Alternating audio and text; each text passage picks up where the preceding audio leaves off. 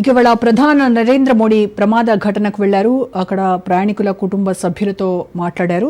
ఒక్క ప్రమాదం దేశానంతటికీ కూడా షాక్ గురిచేసింది. సో మొత్తం యావత్ దేశం కూడా ఈ ఘటనను ఎలా చూస్తోంది, దీని గురించి మరింత సమాచారం మా ప్రతినిధి సైదులు లైవ్ లో అందిస్తారు.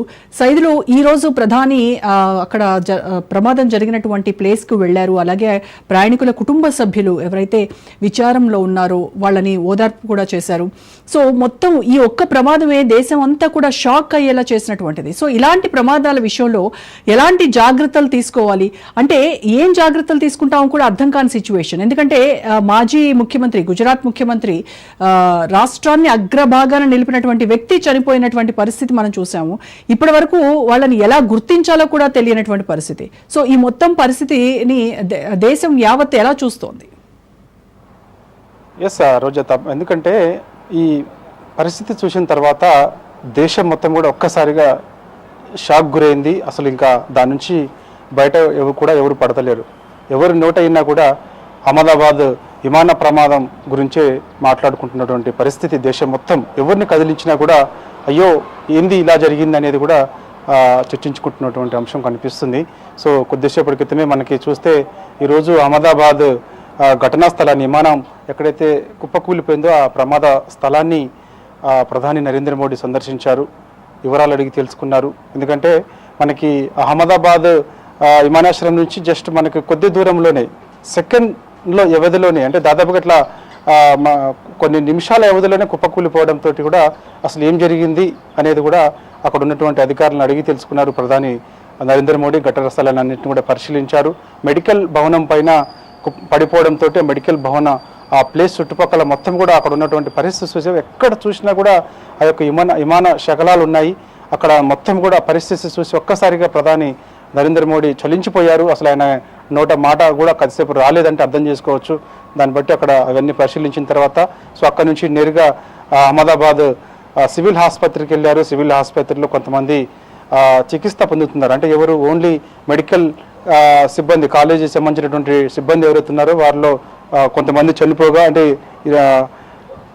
24 మంది స్టూడెంట్స్ చనిపోగా మిగిలిన వారికి తీవ్ర గాయాలయ్యాలి కాబట్టి వారందరినీ కూడా పరామర్శించారు. అయితే ఈ యొక్క అహ్మదాబాద్ విమాన ఘటనలో ఒకే ఒక్కరు ప్రాణాలతో బయటపడ్డారు. విశ్వాస్ కుమార్ రమేష్. ఈయన లండన్లో తాపీ మేస్త్రిగా పనిచేస్తున్నారు.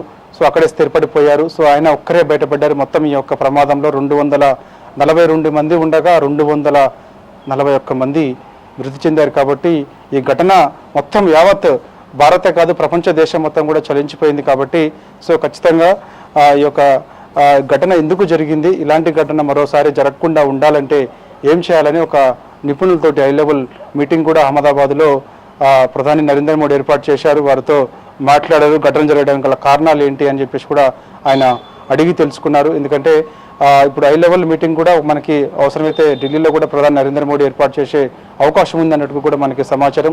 రేపు లేదా ఎల్లుండి సమావేశం ఉండే అవకాశం కూడా కనిపిస్తుంది. అయితే ఈ యొక్క అహ్మదాబాద్ సివిల్ ఆసుపత్రిలో ఎవరైతే చనిపోయినారు, మొత్తం 242 మంది చనిపోయారు. కాబట్టి ఈ యొక్క విమానంలో ఉన్న వారందరూ కూడా చనిపోయారు. కాబట్టి సో వారి యొక్క మృతదేహాలు కనీసం గుర్తుపట్టలేనంత విధిగా ఉండిపోయాయి.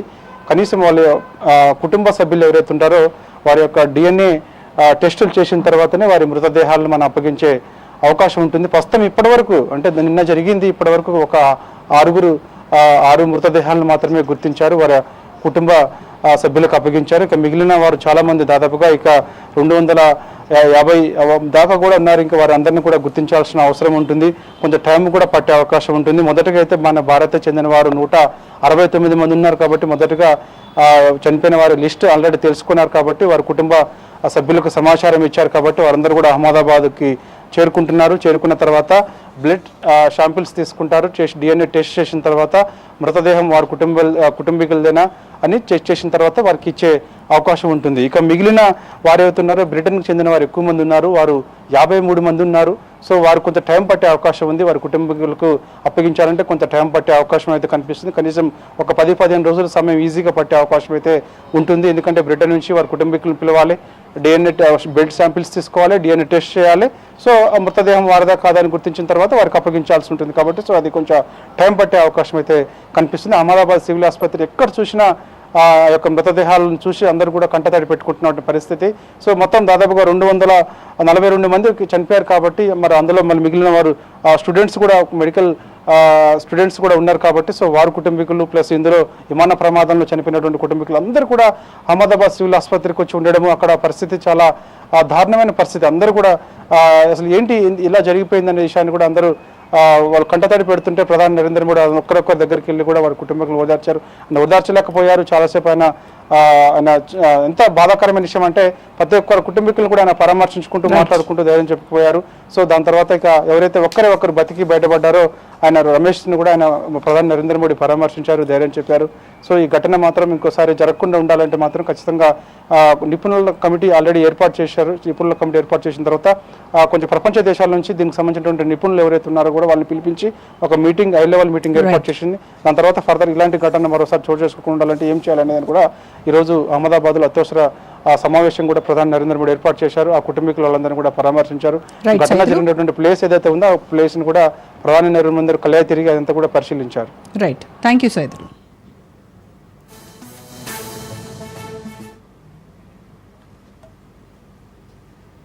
ఇది ఇప్పటివరకున్న అప్డేట్.